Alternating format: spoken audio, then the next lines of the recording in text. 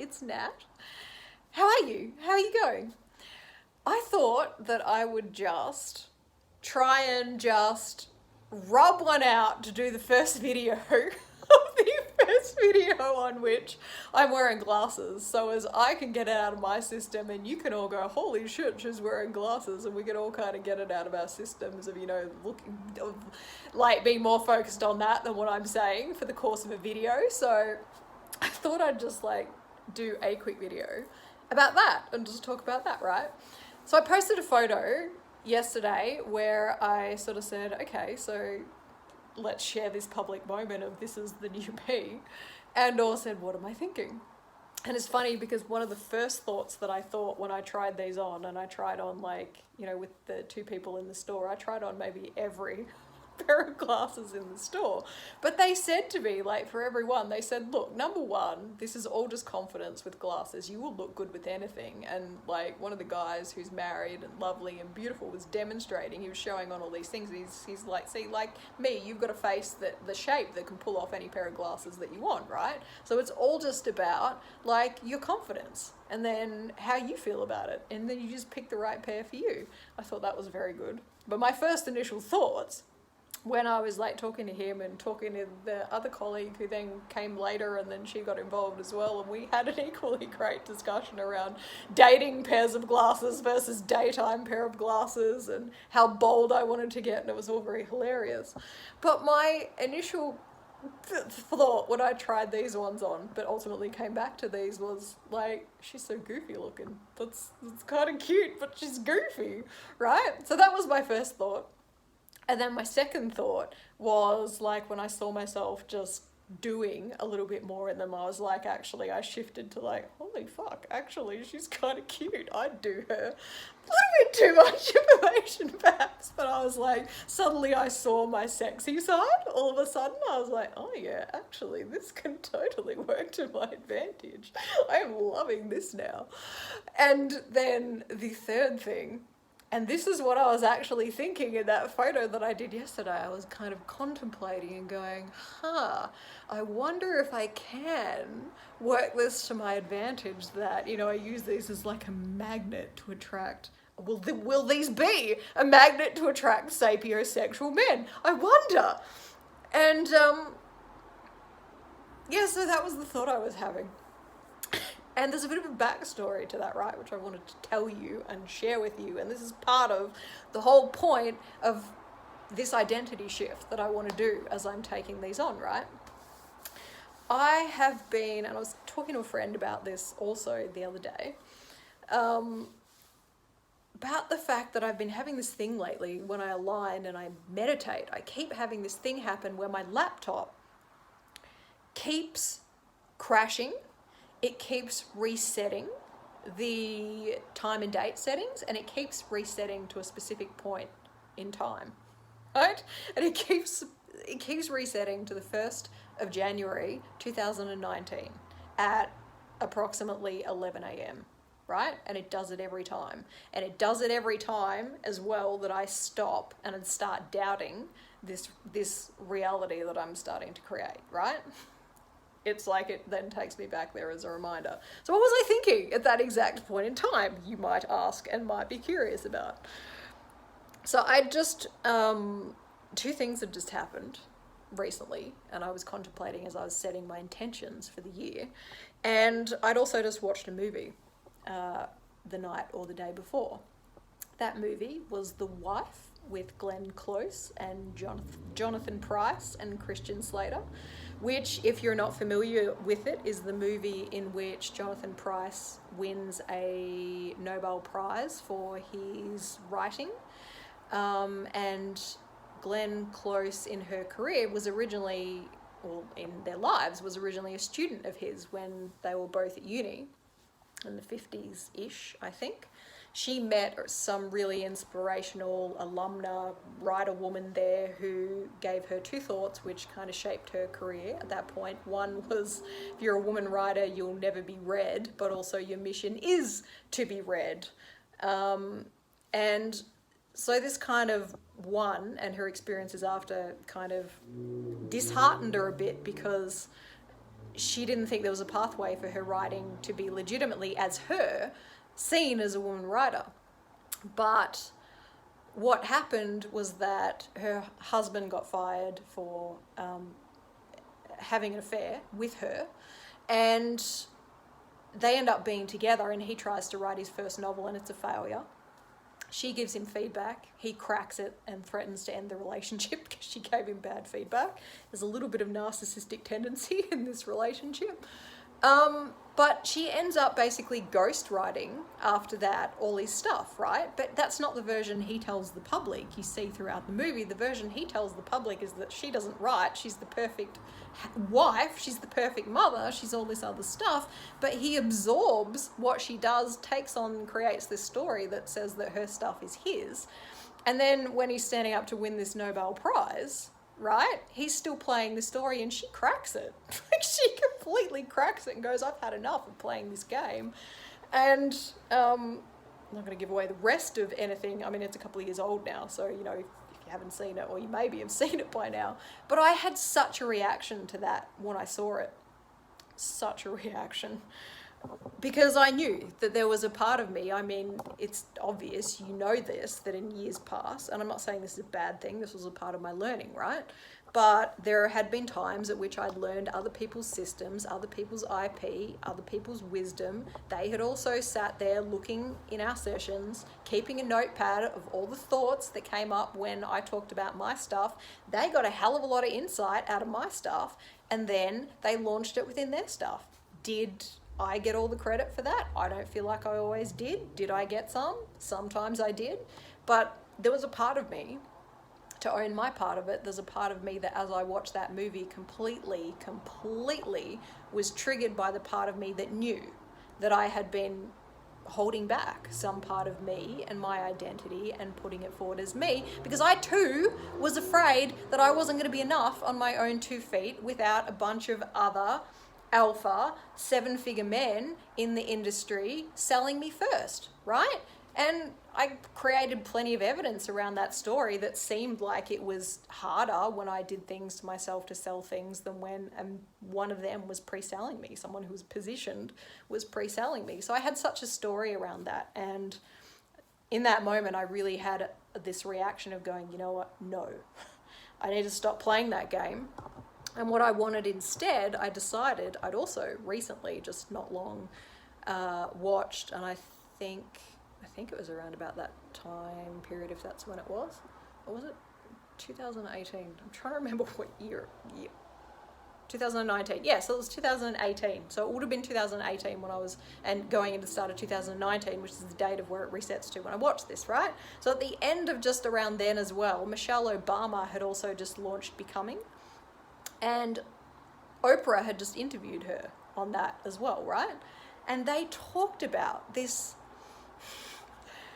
And talking to a friend recently who's, she talked about this as normal for, this is a cultural thing with African-American relationships. She said this is a typical dynamic. There's this beautiful story that Michelle tells when she's being interviewed by Oprah when she's talking about her marriage. And she's talking about her and Barack when he first went into politics, and the agreements that they made with each other around how they would support each other in his work going forward and in her life and their family life and her career going forward. And I was just so struck when I watched it by how equal it was, and like there was so much support for each other. It wasn't like, you know, you sometimes see the first lady president stories represented and it's like she's the first lady, her identity is the first lady, she's a mother and a housewife and that's what she is, and he's the guy, right? But it was like the way she talked about it, that's not how they went into it. They went into it with such a thing around mutually supporting each other to shine. And you'd so see him on stage, and I think there was some snippets of it in there where you'd see him kind of going, she's amazing, look at her, look at this amazing woman, isn't she amazing? And like she talks like that about him as well, and there's so much love and respect. And there's a part of me that just completely, in seeing all of that, was just like, that's what I want, that's what I've needed for like forever. What do I need to be to have that, to do that, right? But So what's been going on at the moment while I'm getting these? And again, I've been having discussions. I was having a discussion with the optometrist around the fact that I am, well, he said, like, you're beautiful, you're an intelligent, you're a free-thinking woman. To some people, that's intimidating. To some men, that's intimidating. To some Australian men, he said that's intimidating. I can imagine that for some of them, they probably are scared that they're not enough, and then they probably respond to you by running away from you completely because they think they're not enough. And I imagine some others will stay around you, but then they'll look for your weaknesses so that they can like kind of cut you down the moment that something about you shows you that, they can then humanize you and bring them down to the level of where their self-esteem's at. He's like, I can imagine that's happened sometimes too. And then I was a bit like, get out of my head, guy. How do you know all this?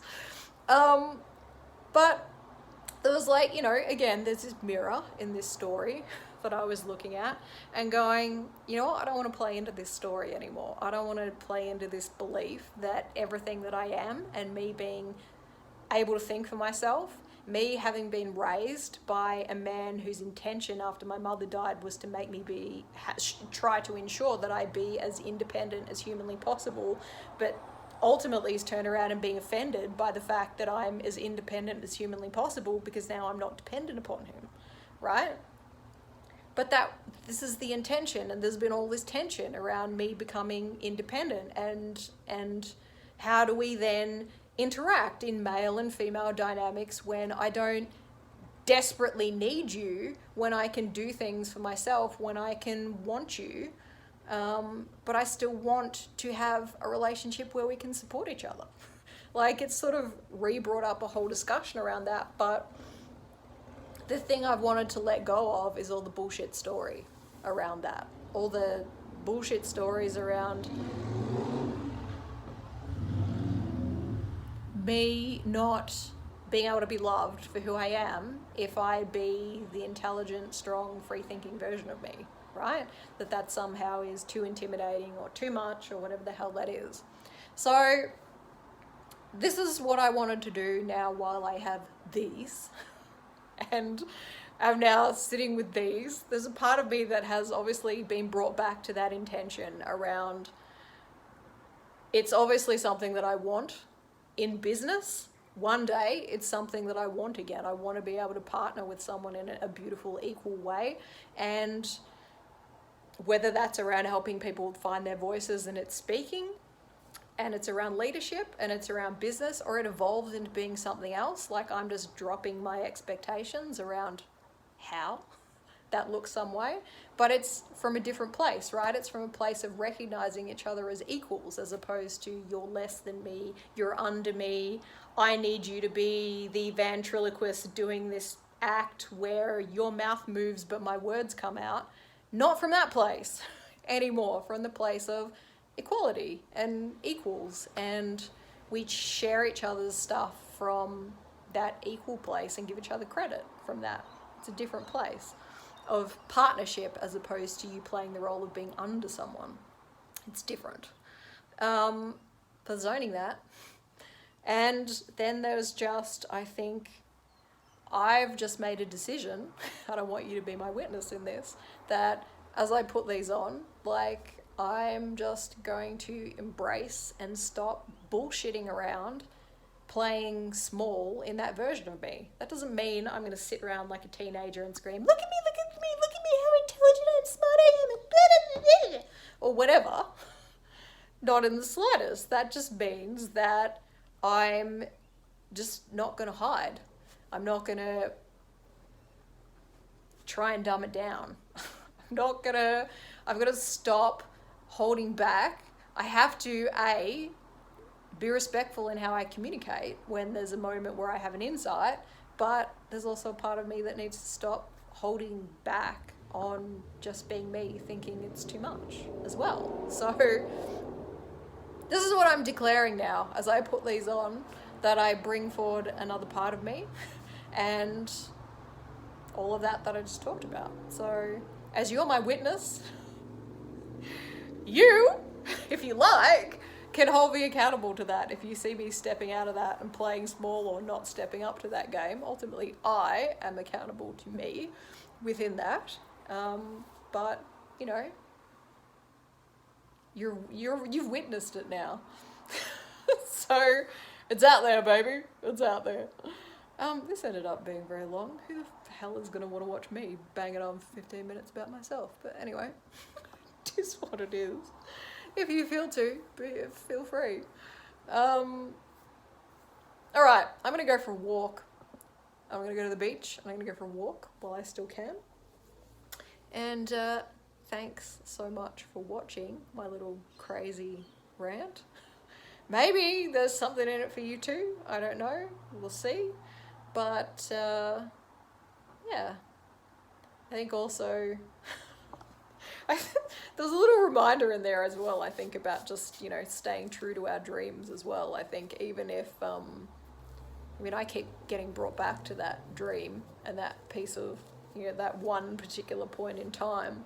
I think there's a little insight around there as well about not getting disheartened as well when you, A, try and create things and they don't work the first time, or B, you may have a fixed idea of who you think it's going to involve and then that idea changes or shapes, or maybe one of you doesn't step up into how you thought it was going to be, or whatever, right? I think there's also a message around that in not letting go of your dreams and not becoming disheartened in the face of such things, and just allowing that dream to still be there, but allow it to keep evolving, and dropping into ourselves and meditating on, okay, just allow it to come forward how that can be instead, right? The feminine way of business, the feminine principle, is more around receptivity as well, right? The masculine principle is around what you can do to go out there and chase it and create it and give it structure and form, and the consciousness side of it. The feminine side is a little bit more being willing to surrender to receive it, right? And being open to how it may look different to how you thought that it should, or how any part of you has, your brain has some perception of how it should be. Listening to our heart brain on that one can be a little bit important as well, and our higher insight, and just being willing to get out of our own way is important. So, okay, that's my thought. That's done. Thanks again for watching. Lots of love to you. Chat soon.